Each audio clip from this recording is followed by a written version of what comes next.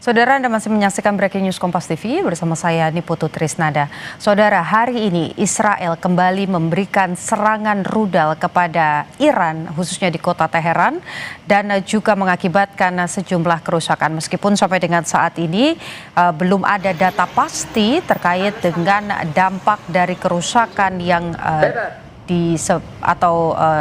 dampak dari kerusakan rudal yang dilancarkan atau diluncurkan oleh Israel, di mana dari visual yang kami terima tampak sejumlah gedung ataupun juga rumah-rumah ini mengalami kerusakan, kemudian asap juga nampak membumbung tinggi.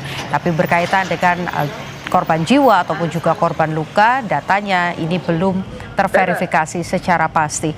Untuk mengetahui apa langkah yang bisa kita lakukan terkait dengan upaya perdamaian di Timur Tengah, kami akan mengajak Anda untuk kembali berbincang dengan mantan Duta Besar Republik Indonesia untuk Iran, Dian Wirengjurit. Selamat sore, Pak.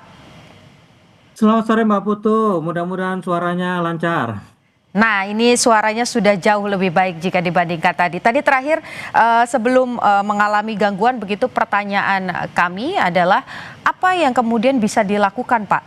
Karena perdamaian itu adalah hak segala bangsa begitu. Jadi itu satu-satunya harapan yang kita harap juga terjadi di Timur Tengah, khususnya baik itu di Gaza, di Palestina ataupun juga di Iran. Dengan adanya serangan ini dan mungkin akan memicu juga serangan balasan. Apa yang bisa kita lakukan, Pak? Langkah-langkahnya? Terima kasih Mbak, maaf sekali. Saya adalah mantan Duta Besar Iran yang beranggapan Indonesia tidak punya leverage untuk turut serta berpartisipasi dalam upaya damai.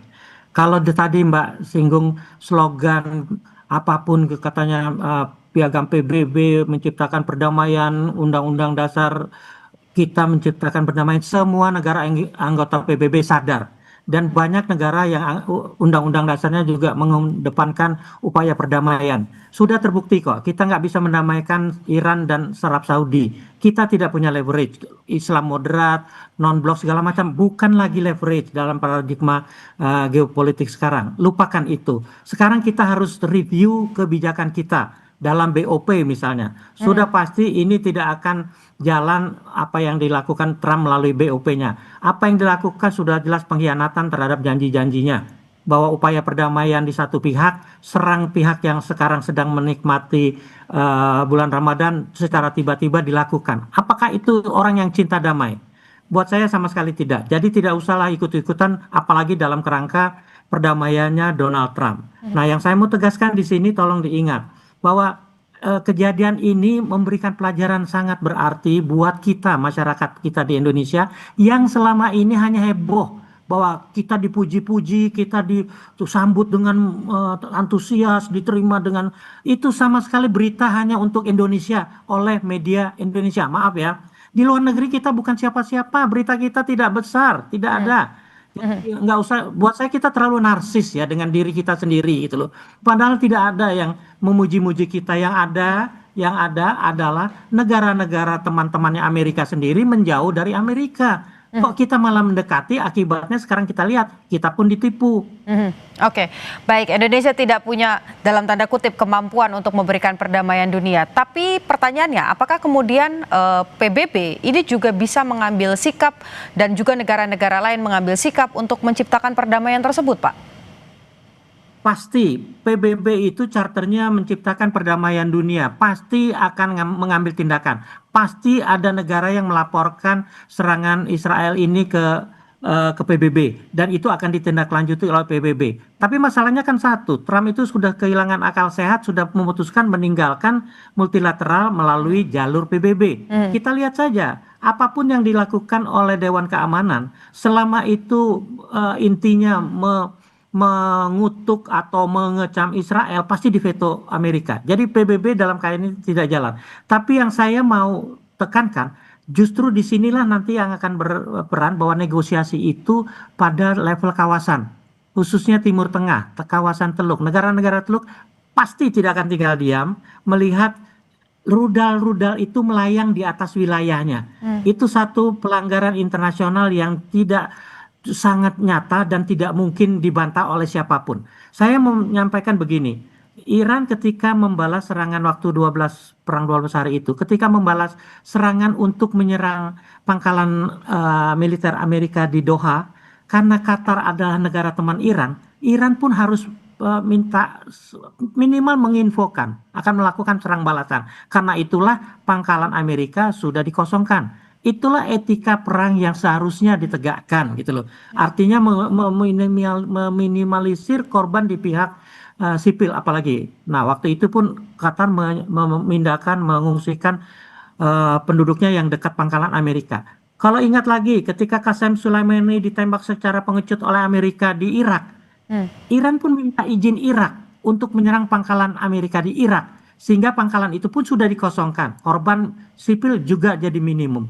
Nah, dari dua peristiwa ini saja kita lihat bahwa Iran masih melakukan apa yang namanya etika dalam perang. Hukum sesuai hukum humaniter, berupaya mengurangi korban di kalangan warga sipil. Lihat apa yang dilakukan Israel di tengah hari bolong seperti ini, di dalam bulan suci Ramadan seperti ini. Buat saya tidak ada kata lain, Amerika dan Israel, khususnya Trump dan Netanyahu itu biadab.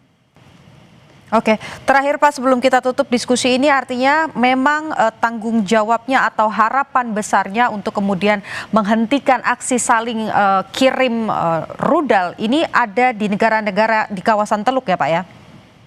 Buat saya iya, tapi ditambah kali ini sudah waktunya Cina dan Rusia harus tampil lebih tegas, lebih nyata bahwa mereka akan di belakang Iran menghadapi tindakan pengecut dari Netanyahu yang hanya bisa melakukan hal ini tanpa dengan restu dari Trump. Nah, negara-negara Teluk harus menyadari bahwa kalau ini perang lebih besar dari perang 12 hari lalu, pasti mereka mulai merasakan dampaknya. Paling tidak ekspatriat di negara-negara itu sudah mulai mikir-mikir untuk meninggalkan kawasan Teluk. Artinya apa? Investor mungkin juga akan ikut pergi dan sebagainya. Ini dampak yang mungkin harus dipikirkan untuk mencegah perluasan perang kali ini menjadi perang yang lebih dahsyat daripada yang 12 hari. Tapi saya yakin perang ini pun tidak akan berlangsung lama. Oke. Satu lagi Pak, kalau tadi tuntutannya adalah Cina dan Rusia berperan lebih aktif lagi untuk berdiri di depan Iran. Tapi kalau kita lihat Rusia punya urusan sendiri dengan konfliknya dengan Ukraina. Cina di satu sisi juga sejauh ini kita lihat dia lebih memilih tipe perang dagang ketimbang perang yang menggunakan senjata, kemudian perang yang langsung head to head gitu. Melihat ini, apakah Cina dan juga Rusia punya momentum atau punya kemungkinan untuk berdiri di belakang Iran, Pak? Nah, Mbak Putu sudah menyatakan dua hal yang berbeda. Bagian awal Iran dan Cina dan Rusia dibilang tadi berdiri di depan Iran, sekarang di belakang Iran. Buat saya begini, tolong berdiri di belakang atau di depan itu bukan berarti secara fisik ada di depan atau di belakang. Tapi paling tidak Rusia dan Cina mulai mengizinkan senjata-senjata yang dikirim ke Iran itu untuk digunakan.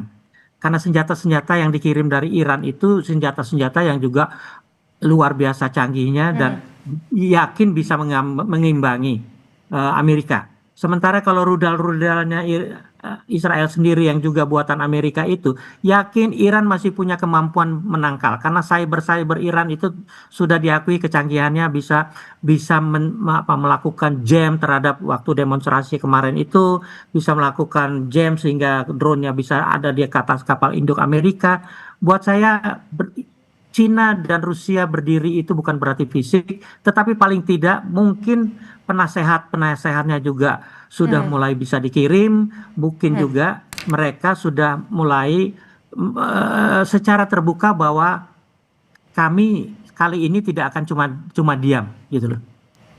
Oke, baik, artinya kita berharap negara-negara di kawasan Teluk ini juga bergerak secara aktif begitu untuk menciptakan perdamaian, menghentikan konflik yang ada di Timur Tengah. Di satu sisi juga kalau saya mengutip Anda, Cina dan Rusia diharapkan ini bisa hadir secara lebih nyata lagi untuk kemudian juga membantu menghentikan konflik yang ada di Timur Tengah. Terima kasih mantan Duta Besar Republik Indonesia untuk Iran, Dian Wirengjurit, sudah berbagi dengan Kompas TV.